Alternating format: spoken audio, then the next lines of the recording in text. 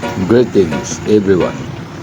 Sa gabing ito, nandito tayo sa intersection o crossing ng Governor Kamins Avenue, pagitan ng kalsada ng Barangay Camino Nuevo at kalsada ng Barangay Santa Maria. Ito ang ating nakikita sa alas 7:30 ng gabi, November 20, 2024, ang kaganapan ng trapiko sa lugar.